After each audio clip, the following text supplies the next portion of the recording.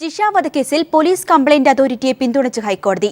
അന്വേഷണ ഉദ്യോഗസ്ഥർ നേരിട്ട് ഹാജരായി വിശദീകരണം നൽകണമെന്ന കംപ്ലയിന്റ് അതോറിറ്റിയുടെ ഉത്തരവ് സ്റ്റേ ചെയ്യാൻ ഹൈക്കോടതി വിസമ്മതിച്ചു. അന്വേഷണ ഉദ്യോഗസ്ഥർ പോലീസ് കംപ്ലയിന്റ് അതോറിറ്റി മുമ്പാകെ നേരിട്ട് ഹാജരാകുകയാണ് ഉചിതമെന്ന് കോടതി പറഞ്ഞു.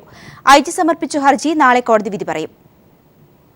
ജിഷ വധക്കേസിൽ അന്വേഷണ ഉദ്യോഗസ്ഥർ നേരിട്ട് ഹാജരായി വിശദീകരണം നൽകണമെന്ന പോലീസ് കംപ്ലയൻസ് അതോറിറ്റിയുടെ നിർദ്ദേശം റദ്ദാക്കണമെന്നാവശ്യപ്പെട്ടായിരുന്നു ഐജി മഹിപാൽ യാദവ് ഹൈക്കോടതിയെ സമീപിച്ചത്.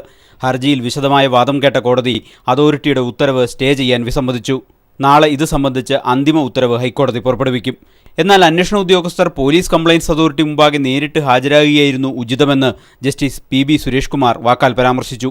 നിയമാനുസൃതം രൂപീകരിച്ച സംവിധാനമാണ് പോലീസ് കംപ്ലയൻസ് അതോറിറ്റി. ഈ സാഹചര്യത്തിൽ ഐജി കത്തയക്കുകയായിരുന്നില്ല വേണ്ടത് എന്നും ഹൈക്കോടതി പറഞ്ഞു. ജൂൺ 2-ന് ഹാജരാകാനാണ് പോലീസ് കംപ്ലയൻസ് അതോറിറ്റി മുൻ അന്വേഷണ സംഘത്തോട് നിർദ്ദേശിച്ചിരുന്നത്. ഇത്തരം നിർദ്ദേശം നൽകാൻ അതോറിറ്റിക്ക് അധികാരമില്ലെന്നായിരുന്നു ഐജിയുടെ വാദം. News bureau, Kochi. പോലീസിൽ നീതിപാലനവും കുറ്റാന്വേഷണവും വേർതിരിക്കുമെന്ന് DGP ലോക്നാഥ് ബെഹ്റ പീപ്പിൾ TVയോട് പറഞ്ഞു. പോലീസിലെ അഴിമതിക്കാരോട് സീറോ ടോളറൻസ് സമീപനമാകും ഉണ്ടാവുക. കേരള പോലീസിനെ സാങ്കേതിക മികവിൽ ഇന്ത്യയിലെ 1-ാം നമ്പർ സേനയാക്കുമെന്നും ബെഹ്റ കൂട്ടിച്ചേർത്തു. DGP ലോക്നാഥ് ബെഹ്റ പീപ്പിളുമായിട്ടാണ് തന്റെ ആഗ്രഹങ്ങൾ പങ്കുവച്ചത്.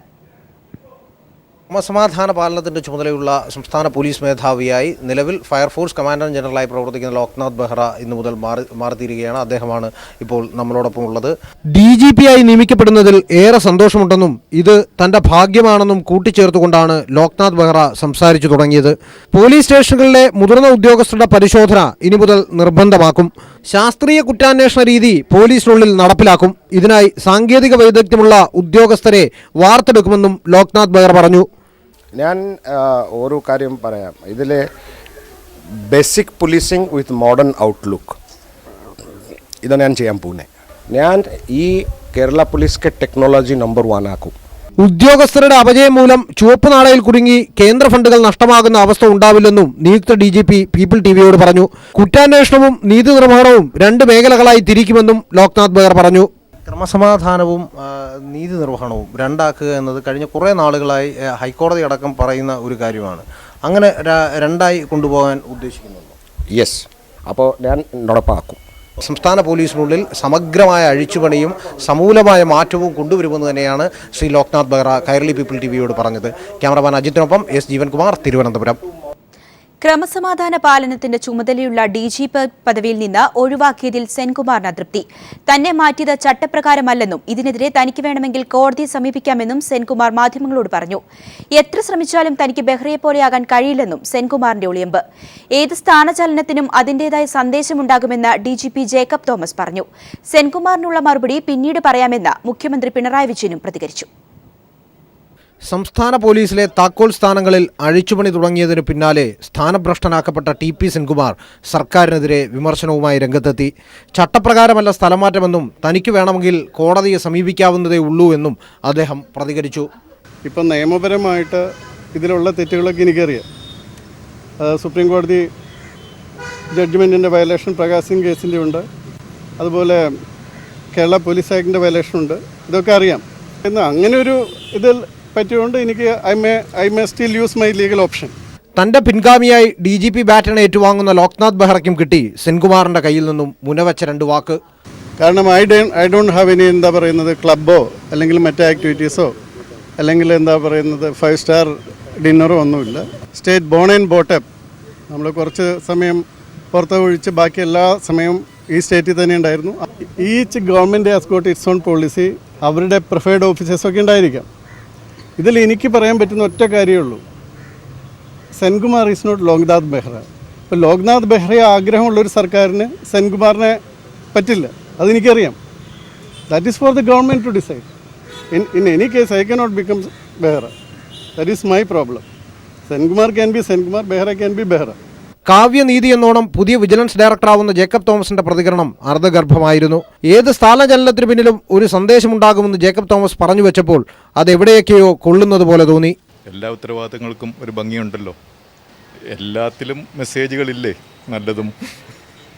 സർക്കാരിനെ വിമർശിച്ച സെൻകുമാറിനുള്ള മറുപടി പിന്നെ പറയാമെന്നായിരുന്നു മുഖ്യമന്ത്രിയുടെ പ്രതികരണം. കഴിഞ്ഞ UDF സർക്കാർ അധികാരത്തിൽ വന്നയുടനെ അതിനു മുമ്പത്തെ LDF സർക്കാർ നിയോഗിച്ച ഒരു ഉദ്യോഗസ്ഥരെയും മാറ്റിയിരുന്നില്ല എന്ന് പ്രതിപക്ഷ നേതാവ് രമേശ് ചെന്നിത്തല ചൂണ്ടിക്കാട്ടി. ഏതായാലും ശ്രീ സെൻകുമാർ വളരെ സമർത്ഥനായ ഒരു ഉദ്യോഗസ്ഥനായിരുന്നു. മുഖം നോക്കാതെ നിയമം നീതി നടപ്പാക്കുന്ന കാര്യത്തിൽ വളരെയേറെ പ്രാഗൽഭ്യം ഉള്ള ഒരു പോലീസ് ഉദ്യോഗസ്ഥനായിരുന്നു എന്നുള്ളതാണ് എൻ്റെ അനുഭവം. കേന്ദ്ര ഡെപ്യൂട്ടേഷനിൽ നിന്നും കേരളത്തിലേക്ക് മടങ്ങിവരാൻ താൽപ്പര്യം പ്രകടിപ്പിച്ച DGP മഹേഷ് കുമാർ സിംഗ്ലയെ ഒഴിവാക്കി 1 വർഷം മുമ്പാണ് ക്രമസമാധാന പാലന ചുമതലയുള്ള DGPയായി സർക്കാർ നിയമിച്ചത്. 1991 അധികാരത്തിലെത്തിയ കരുണാകരൻ സർക്കാർ അന്നത്തെ DGP രാജഗോപാലൻ നായരെ മാറ്റി TV വെങ്കടാചലത്തെ നിയമിച്ചിരുന്നു. 2001 അധികാരത്തിലെത്തിയ AK ആന്റണിയും അന്നത്തെ DGP പത്മനാഭനെ മാറ്റി ജോസഫ് ഡഗ്ലസിനെ നിയമിച്ചിരുന്നു. കഴിഞ്ഞ സർക്കാരിൻ്റെ കാലത്ത് സീനിയർ ഉദ്യോഗസ്ഥരെ പുറത്തു നിർത്തി താരതമ്യേന ജൂനിയർ ഉദ്യോഗസ്ഥരെ നിയമിച്ച സർക്കാരിൻ്റെ നടപടി വിമർശന വിധേയവുമായിരുന്നു. S. ജീവൻകുമാർ, തിരുവനന്തപുരം. തിരികെ വാർത്തകളിലേക്ക്. വിവാദങ്ങളില്ലാതെ സമവായത്തിന്റെ അടിസ്ഥാനത്തിൽ ജലവൈദ്യുത പദ്ധതികൾ നടപ്പാക്കുകയാണ് സർക്കാരിന്റെ ലക്ഷ്യമെന്ന് വൈദ്യുതി ദേവസ്വം ബോർഡ് മന്ത്രി കടകംപള്ളി സുരേന്ദ്രൻ. ശബരിമലയിലെ സ്ത്രീ പ്രവേശനം സുപ്രീം കോടതിയുടെ പരിഗണനയിലാണെന്നും ഇക്കാര്യത്തിൽ സർക്കാർ തീരുമാനമൊന്നും കൈക്കൊണ്ടിട്ടില്ലെന്നും അദ്ദേഹം പറഞ്ഞു. തിരുവനന്തപുരം പ്രസ് ക്ലബിന്റെ മുഖാമുഖം പരിപാടിയിൽ സംസാരിക്കുകയായിരുന്നു അദ്ദേഹം. സംസ്ഥാനത്തെ വൈദ്യുതി ക്ഷാമം കണക്കിലെടുത്ത് പുതിയ പദ്ധതികൾ അനിവാര്യമാണ്. നിലവിൽ 1200 മെഗാവാട്ട് വൈദ്യുതിയുടെ കുറവാണുള്ളത്.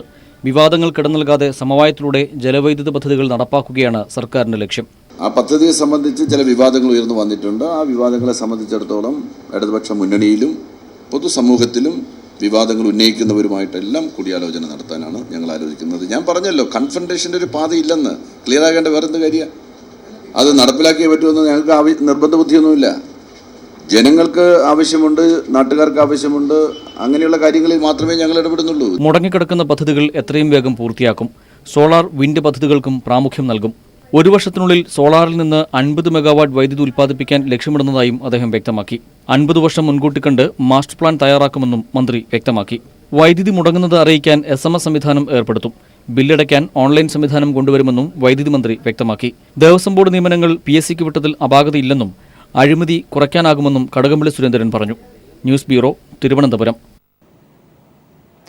ജിഷ വധക്കേസുമായി ബന്ധപ്പെട്ട് കൂടുതൽ സാമ്പിളുകളിൽ കൊലയാളിയുടെ DNA കണ്ടെത്തി. ജിഷയുടെ നഖത്തിൽ കണ്ടെത്തിയ ചർമ്മകോശങ്ങളിൽ നിന്നാണ് DNA ലഭിച്ചത്. വാതിൽക്കുളത്തിൽ പുരണ്ട രക്തത്തിൽ നിന്നും DNA ലഭിച്ചു. കടിയേറ്റ പാടിൽ നിന്ന് ആദ്യം തിരിച്ചറിഞ്ഞതും ഇതേ DNA തന്നെയാണ്. ജിഷയുടെ ചുരിദാറിൽ കടിയേറ്റ ഭാഗത്ത് പറ്റിയിരുന്ന ഉമിനീരിൽ നിന്നും ശേഖരിച്ച DNA ഫലമാണ് ആദ്യം പോലീസിന് ലഭിച്ചത്. ഇത് കൊലയാളിയുടേതാണ് എന്ന് ഉറപ്പിക്കാൻ കഴിഞ്ഞിരുന്നില്ല. തുടർന്ന് കൂടുതൽ സാമ്പിളുകൾ അന്വേഷണ സംഘം പരിശോധനയ്ക്ക് അയക്കുകയായിരുന്നു. ജിഷയുടെ നഖത്തിനിടയിൽ കണ്ടെത്തിയ ചർമ്മകോശങ്ങളിൽ നിന്നുള്ള DNAയും വാതിൽക്കുളത്തിൽ നിന്നും ലഭിച്ച രക്തത്തിൽ നിന്നും ശേഖരിച്ച DNAയുമാണ് പരിശോധനയ്ക്ക് അയച്ചത്. ഈ 2 DNAയും നേരത്തെ ശേഖരിച്ച ഉമിനീരിലടങ്ങിയ DNAയും ഒരാളുടേതാണ് എന്ന് പരിശോധനാഫലത്തിൽ വ്യക്തമായി. ഇതോടെ പോലീസിന് ലഭിച്ച DNA ജിഷയുടെ ഘാതകൻ്റേതാണെന്ന് ഉറപ്പായിരിക്കുകയാണ്. ജിഷയെ കൊലപ്പെടുത്തുന്ന സമയത്ത് കൊലയാളിക്ക് പരുക്കേറ്റിരുന്നുവെന്നും DNA ഫലം തെളിയിക്കുന്നു. സംശയമുള്ളവരുടെ DNAയുമായി പരിശോധന ഫലം ഒത്തുപോയാൽ ജിഷയുടെ കേസ് പോലീസിന് എളുപ്പം തെളിയിക്കാനാകും. അയൽവാസികളുടെയും ജിഷയുടെ അമ്മ, സഹോദരി തുടങ്ങിയ ബന്ധുക്കളുടെയും മൊഴിയിൽ നിന്നുള്ള സൂചനകൾ അനുസരിച്ച് സംശയമുള്ളവരെ വീണ്ടും ചോദ്യം ചെയ്യുകയും അവരുടെ DNAയുമായി താരതമ്യ പരിശോധന നടത്താനുമാണ് അന്വേഷണ സംഘത്തിൻ്റെ തീരുമാനം. News bureau, Kochi. സർക്കാർ ഡോക്ടർമാരുടെ പെൻഷൻ പ്രായം കൂട്ടാൻ തീരുമാനിച്ചിട്ടില്ലെന്ന് ആരോഗ്യമന്ത്രി KK ശൈലജ. ആവശ്യമുള്ള അത്രയും ഒഴിവുകളിലേക്ക് PSC ലിസ്റ്റിൽ നിന്നും നിയമനം നടത്തുമെന്നും മന്ത്രി വ്യക്തമാക്കി. PSC നിയമനം വരും, അടുത്ത് തന്നെ ലിസ്റ്റ് എടുക്കാൻ സാധിക്കും. അതിനിടയിൽ എന്തെങ്കിലും സ്കേഴ്സിറ്റി ഉണ്ടെങ്കിൽ അവർക്ക് അത്രയും പേർക്ക് എക്സ്റ്റെൻഡ് ചെയ്ത് കൊടുക്കുന്ന കാര്യം പരിഗണിക്കാവുന്നതാണ് എന്നാണ് പറഞ്ഞത്. പെൻഷൻ പ്രായം കൂട്ടുമെന്ന് പറഞ്ഞിട്ടേ ഇല്ല. അതിനെക്കുറിച്ച് ആലോചിക്കാം. PSC ലിസ്റ്റിൽ നിന്ന് പൂർണ്ണമായിട്ടും നിയമിക്കാൻ തീരുമാനിച്ചിട്ട് അത്രയധികം ഒഴിവുകൾ കേരളത്തിലുണ്ട്. അത് നിയമിച്ചാൽ മതി. ഞാൻ നേരത്തെ പറഞ്ഞ എക്സ്പീരിയൻസ് ഹാൻഡ്സിന് കൂടി ഇതിൻ്റെ കൂടെ വേണമെന്നുള്ളത് കൊണ്ടാണ് ഇങ്ങനെ ആലോചിക്കുന്നത്.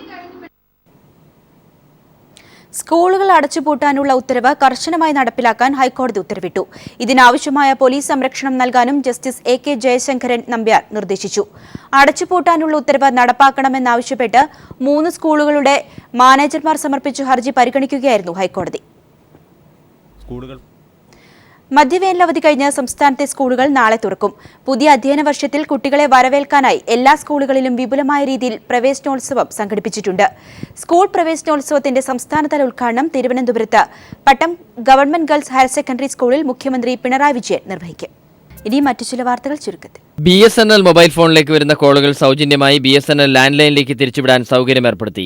വീടിനുള്ളിൽ റേഞ്ച് കുറഞ്ഞു വരികയും വിളി മുറിയുകയും ശബ്ദം വ്യക്തമല്ലാതിരിക്കുകയും ചെയ്യുന്ന സാഹചര്യങ്ങളിൽ ലാൻഡ് ഫോണിലൂടെ മെച്ചപ്പെട്ട സേവനം ലഭ്യമാക്കാനാണ് പദ്ധതിയെന്ന് കേന്ദ്ര ടെലികോം മന്ത്രി രവിശങ്കർ പ്രസാദ് പറഞ്ഞു. +2 ഏകജാലക പ്രവേശനത്തിനായി അപേക്ഷിക്കേണ്ട അവസാന തീയതി ജൂൺ 4 വരെ നീട്ടി. ഇസ്ലാമിക് സ്റ്റേറ്റിനെ തുരത്താനുള്ള ഓപ്പറേഷന്റെ ഭാഗമായി ഫലൂജയിൽ ശക്തമായ പോരാട്ടം. ഓപ്പറേഷൻ വിജയകരമായി 2ാം ഘട്ടം പൂർത്തിയാക്കിയെന്ന് ഇറാഖ് സേന അറിയിച്ചു.